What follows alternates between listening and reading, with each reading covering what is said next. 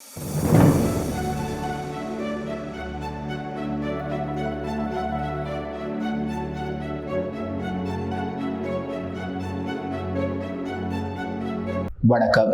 யாழ்சிரியின் மதிய நேர செய்திகள்.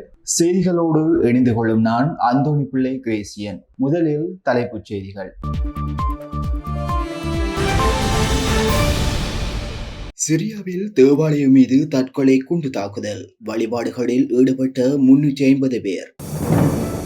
பிள்ளையானுக்கு பிணை வழங்க சட்டமா அதிபர் திணைக்களம் நடவடிக்கை, தொடரப்பட்ட வழக்கு. அணையாதீபம் போராட்டத்தை ஆரம்பித்த யாழ்ப்பாண மக்கள், ஆதரவாக போராட்டத்தில் இறங்கிய கிழக்கு மாகாண தமிழ் மக்கள். வெளிநாடுகளில் வேலை தேடும் இலங்கையர்கள், அரசால் எடுக்கப்பட்ட முக்கிய முடிவு. இந்தியாவில் பயங்கரவாதிகள் தாக்குதல் நடத்த வாய்ப்பு, இந்தியாவில் உள்ள அமெரிக்கர்களுக்கு பாதுகாப்பு எச்சரிக்கை. தொடர்வது விரிவான செய்திகள். யாழ்ப்பாணம் செம்மணி மனித புதைகுழி விவகாரத்துக்கு நீதி கோரி முன்னெடுக்கப்பட்டுள்ள 3 நாள் தொடர் அணையாதீப போராட்டம் இன்று ஆரம்பம். செம்மணி மண்ணில் புதையுண்டுள்ள உறவுகளுக்கு சர்வதேச நீதி கோரியும் சர்வதேச கண்காணிப்புடன் மனித புதைகுழி அகழ்வை மேற்கொள்ளுமாறு வலியுறுத்தியும் இந்த போராட்டம் முன்னெடுக்கப்பட்டுள்ளது. அகிம்சை வழியில் உணவு தவிர்ப்பு போராட்டமாக செம்மணி வளைவு பகுதிகளில் இது முன்னெடுக்கப்படும் என ஏற்பாட்டாளர்கள் தெரிவித்துள்ளனர். ஐக்கிய நாடுகள் சபையின் மனித உரிமைகள் உயர்ஸ்தானிகர் வோல்கர் டக் இலங்கைக்கு விஜயம் மேற்கொள்ள உள்ள நிலையில் இந்த போராட்டம் முக்கியத்துவம் பெறுகின்றது. இந்த நிலையில் இந்த போராட்டத்திற்கு வலு சேர்க்கும் வகையில் கிழக்கு மாகாணத்திலும் போராட்டம் ஒன்று முன்னெடுக்கப்பட்டுள்ளதாக நாடாளுமன்ற உறுப்பினர் ராசமாணிக்கம் சாணக்கியன் நேற்று மட்டக்களப்பு ஊடக அமையத்தில் நடைபெற்ற ஊடகவியலாளர் சந்திப்பில் தெரிவித்துள்ளார். ஐக்கிய நாடுகள் மனித உரிமைகள் தொடர்பான உயர்ஸ்தானிகர் வோல்கர் டர்க் இன்று இலங்கைக்கு வருகின்றார். ஜூன் 23 முதல் 26ஆம் தேதி வரை அவர் இலங்கையில் இருப்பார் என்று அறிவிக்கப்பட்டுள்ளது. 2016ஆம் ஆண்டுக்கு பிறகு ஐக்கிய நாடுகள் மனித உரிமைகள் தொடர்பான உயர்ஸ்தானிகர் ஒருவர் இலங்கைக்கு வருவது இதுவே முதல் முறையாகும். இந்த விஜயத்தின் போது உயர்ஸ்தானிகர் ஜனாதிபதி அனுரகுமார திசாநாயகா மற்றும் பிரதமர் ஹரிணி அமரசூரிய ஆகியோரை சந்திக்க உள்ளார். அத்தோடு வெளிநாட்டு அலுவல்கள், வெளிநாட்டு வேலைவாய்ப்பு மற்றும் சுற்றுலாத்துறை அமைச்சர் உள்ளிட்ட மேலும் சில அமைச்சர்கள் மற்றும் பாராளுமன்ற உறுப்பினர்கள், அரசாங்கத்தின் உயர் அதிகாரிகள், மத தலைவர்கள், சிவில் சமூக பிரதிநிதிகள் மற்றும் ராஜதந்திர சமூக உறுப்பினர்களையும் அவர் சந்திக்க உள்ளார். அதே நேரம் இலங்கை மனித உரிமைகள் ஆணைக்குழுவுடன் கலந்துரையாடல் நடத்தவும் திட்டமிடப்பட்டுள்ளது. மேலும் உயர்ஸ்தானிகர் ஸ்ரீ தலதா மாளிகையில் வழிபாடு நடத்தவும், மல்வத்தை மற்றும் ஐங்கிரிப்பீடங்களின் மகாநாயர்களை சந்திக்கவும் திட்டமிட்டுள்ளார்.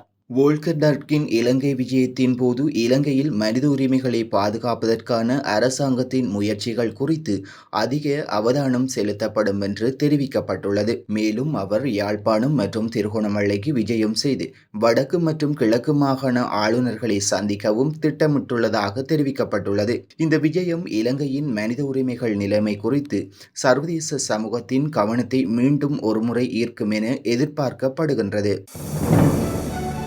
சட்டமா அதிபர் திணைக்கள பணியாளர்கள் மீது சமூக ஊடகங்களில் பொய்யான குற்றச்சாட்டுகள் சுமத்தப்படுவதாக சட்டமா அதிபர் அளித்த முறைப்பாட்டை தொடர்ந்து குற்றப்புலனாய்வு திணைக்களம் விசாரணைகளை ஆரம்பித்துள்ளது. பதவி உயர்வுக்காக காத்திருக்கும் சட்டமா அதிபர் திணைக்களத்தின் சிரேஷ்ட அதிகாரிகள் மீது போலியான குற்றச்சாட்டுகள் சுமத்தப்படுவதாக தகவல் வெளியாகியுள்ளது. குறிப்பாக தமிழ் மக்கள் விடுதலை புலிகள் கட்சியின் தலைவர் பிள்ளையான் என அழைக்கப்படும் சிவனேசதுரை சந்திரகாந்தனுக்கு பிணை வழங்குவதை ஆதரித்ததாக சட்டமா அதிபர் திணைக்களத்தின் சிரேஷ்ட அதிகாரி ஒருவர் மீது சமூக ஊடகங்களில் குற்றச்சாட்டு முன்வைக்கப்படுவதாகவும், அதேபோல் கட்டாய விடுமுறையில் அனுப்பப்பட்டுள்ள காவல்துறை மா அதிபர் தேசப்பந்து தென்னகோன் தொடர்பான வழக்கில் சிரேஷ்ட அதிகாரிக்கு பதிலாக கனிஷ்ட அதிகாரி ஒருவரை சட்டமா அதிபர் திணைக்களம் பிரதிநிதித்துவப்படுத்தியதாகவும் குற்றச்சாட்டுகள் முன்வைக்கப்படுகின்றன. சட்டமா அதிபர் திணைக்களம் இதுவரை 600க்கும் மேற்பட்ட குற்றப்பத்திரிகைகளை மேல் நீதிமன்றத்தில் தாக்கல் செய்துள்ள நிலையில் சமூக ஊடகங்கள் மூலம் சட்டமா அதிபர் திணைக்களத்திற்கு எதிராக இதுபோன்ற குற்றச்சாட்டுகள் முன்வைக்கப்படுவது குறிப்பிடத்தக்கது. இந்த குற்றச்சாட்டுகள் தொடர்பான விசாரணைகள் சிஐடியால் முன்னெடுக்கப்பட்டு வருகின்றமையும் குறிப்பிடத்தக்கது.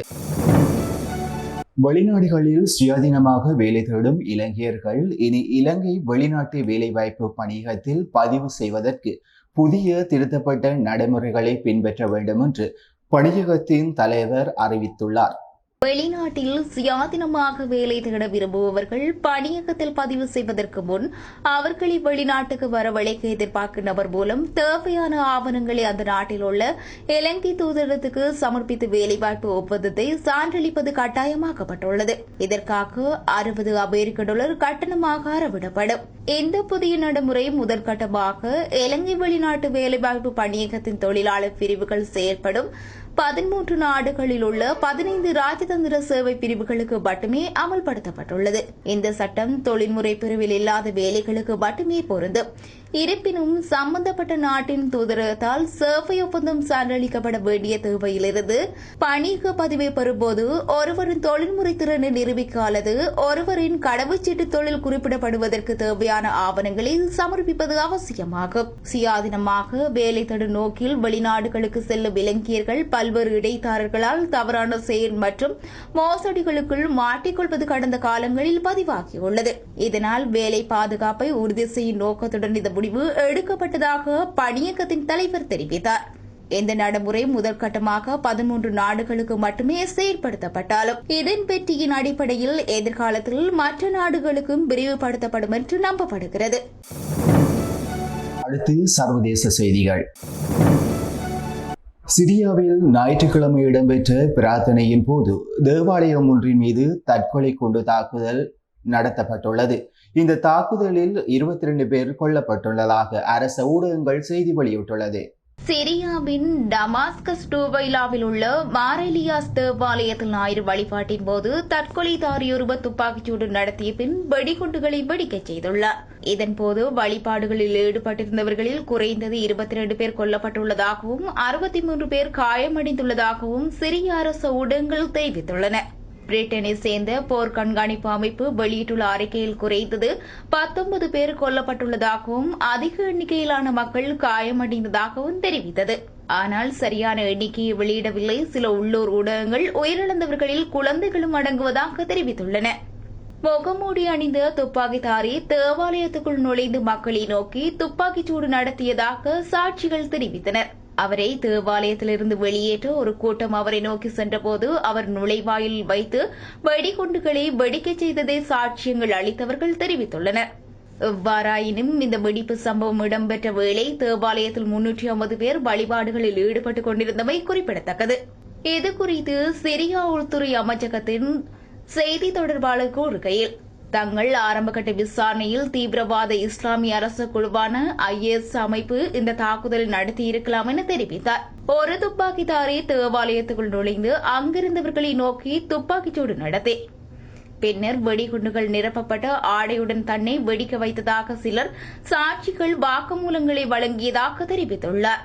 எவ்வாறாயினும் ஞாயிற்றுக்கிழமை வரை எந்த குழுவும் உடனடியாக பொறுப்பேற்கவில்லை என்பதும் குறிப்பிடத்தக்கது. அமெரிக்க அரசாங்கம் இந்தியாவுக்கு பயணம் மேற்கொள்ளும் அமெரிக்கர்களுக்கு பாதுகாப்பு குறித்து எச்சரிக்கை விடுத்துள்ளது. தொழில் மற்றும் பிற காரணங்களுக்காக இந்தியா செல்பவர்கள் மிகுந்த எச்சரிக்கையுடன் இருக்க வேண்டும் என்று அறிவுறுத்தப்பட்டுள்ளது. இந்தியாவில் பாலியல் குற்றங்கள் அதிகரித்து வருவது கவலை அளிப்பதாக குறிப்பிட்டுள்ள அமெரிக்க அரசு, சுற்றுலா தலங்கள், போக்குவரத்து மையங்கள், சந்தைகளை குறிவைத்து பயங்கரவாதிகள் தாக்குதல் நடத்த வாய்ப்பிருப்பதால் மிகவும் கவனமாக இருக்க வேண்டும் என்று கூறியுள்ளது. இந்தியாவுக்கு தொழில் மற்றும் பிற தேவைகளுக்கு செல்லும் அமெரிக்கர்களுக்கு அறிவுறுத்தியுள்ளது. நக்சலைட்டுகள் ஆதிக்கம் செலுத்தும் மகாராஷ்டிரா மாநிலத்தின் கிழக்கு, தெலுங்கானாவின் வடக்கு மற்றும் மேற்கு வங்காளத்தின் மேற்கு பகுதிகளுக்கு செல்வதை தவிர்க்க வேண்டும். பயங்கரவாத தாக்குதல் அபாயம் இருப்பதால் மத்திய மற்றும் கிழக்கு இந்திய பகுதிகளுக்கும் காஷ்மீருக்கும் மணிப்பூருக்கும் அமெரிக்கர்கள் செல்வதை தவிர்க்குமாறும் கேட்டுக் கொள்ளப்பட்டுள்ளது. இந்த எச்சரிக்கை அமெரிக்க குடிமக்களின் பாதுகாப்பை கருத்தில் கொண்டு வெளியிடப்பட்டுள்ளது. இத்துடன் யாழ்சிரியின் மதிய நேர பிரதான செய்திகள் நிறைவு பெற்றது. உடனுக்குடன் செய்திகளை அறிந்து கொள்ள யாழ்சிரி மீடியா இணையதளத்துக்கு பிரவேசியுங்கள். வணக்கம்.